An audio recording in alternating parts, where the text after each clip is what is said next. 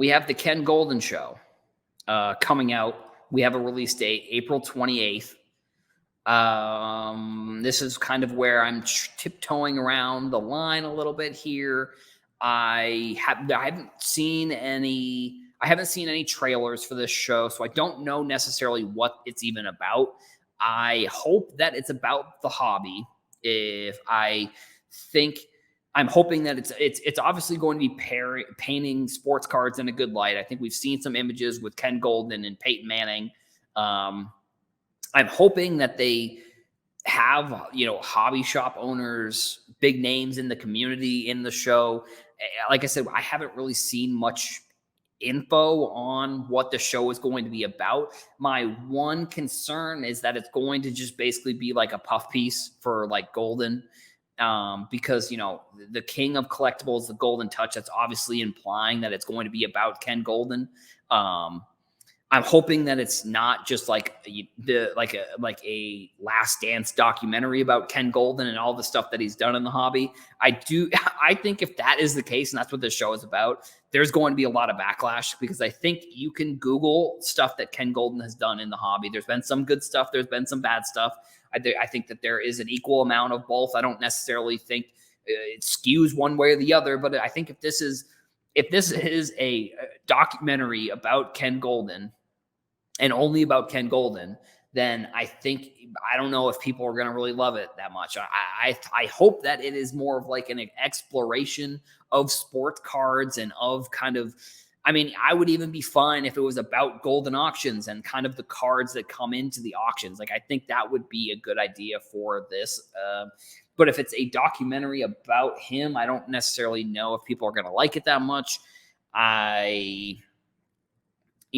Goldin got a bunch of money from, the sale of his company. So I'm hoping that I'm hoping that he wasn't just like, all right, I'm going to come out with a documentary about myself and just come out, I'm going to spend a bunch of money, come out with a Netflix, because I'm sure you can just pay Netflix to put something on their platform. So, we'll see, I guess, what exactly this is even about. I think if it's about the exploration into sports cards and the market and how things have changed in the industry, I think it could be really cool. I think if it's a puff piece about Goldin and Goldin auctions, I think it won't be really cool, to be completely honest. Like,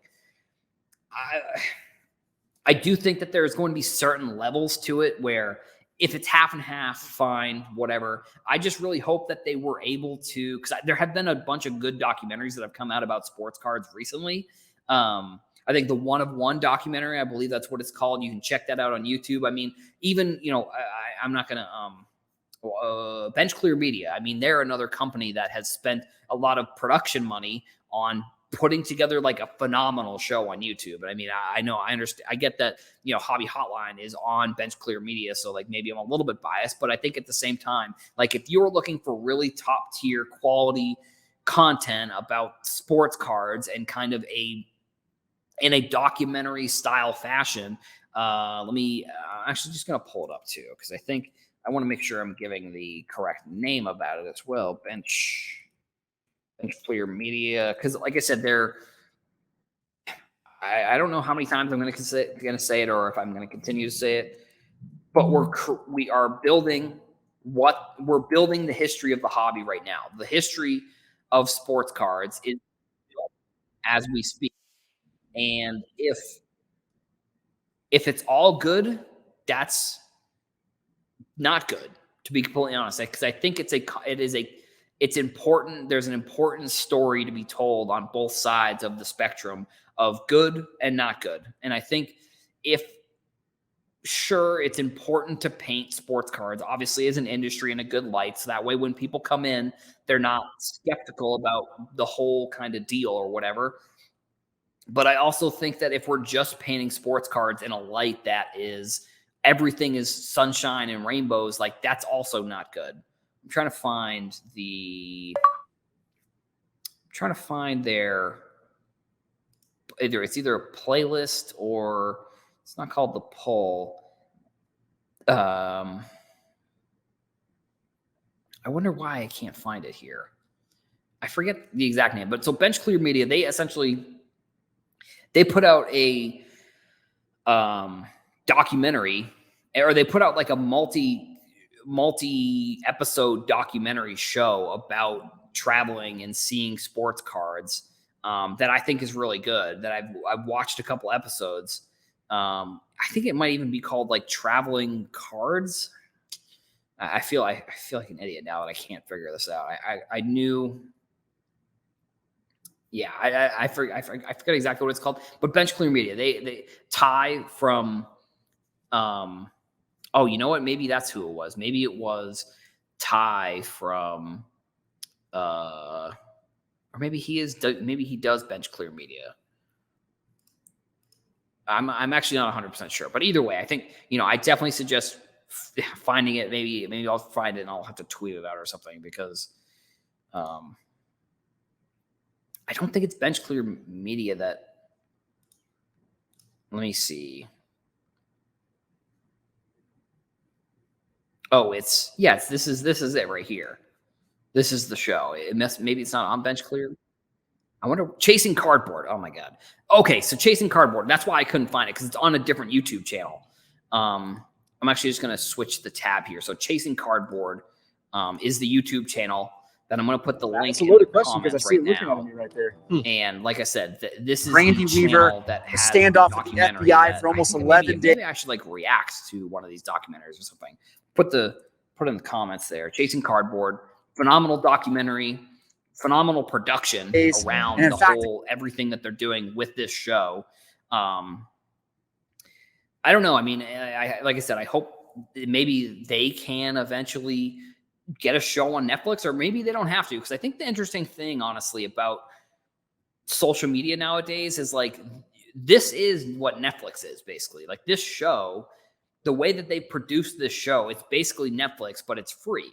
So like, you don't necessarily really need to be on Netflix if you're trying to produce high quality. I mean, maybe the budget is obviously nicer, but if they even give you a budget, but like this is, I think that's one thing that is kind of overlooked when it comes to social media content. It's like, people are so good at creating content that like now the gatekeepers, the Netflixes, the Hulus, you don't have to go and you don't have to have a show on Netflix for your show to be popular. You can make the show and put it on a YouTube channel.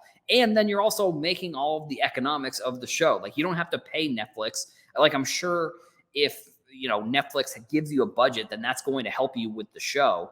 But like, if you have the budget and you're able to produce the show, like just go out and make the show. Like don't be worried that, other shows or whatever have these big budgets. Like these guys, I'm not sure what their budgets are, but like I said, they are phenomenal at producing the content. So it's like, maybe it's something where, I don't know, maybe it leads to an opportunity for them. I don't know. I guess we'll see. But like, if you're looking for a really good sports card show, I definitely suggest going to check these guys out. Because like I said, they, phenomenal show put together. For the Ken Goldin show, I mean, my last point will just be like, I think and like I said earlier in this kind of video putting together, is like, if the show is 100% about Ken Goldin, I think it could be interesting, but I think that there is much better of an opportunity if you're highlighting cards in this show than if it's just about like Ken Goldin and all of his stuff that he's doing. I guess if it's about Golden auctions and cards that are going on there, that'll be really cool. But I don't know. I haven't seen any other info or any other trailers about the show. So I'm going to maybe leave my judgment, and my opinion on everything could change very drastically depending on what happens with what the show ends up being about, I suppose.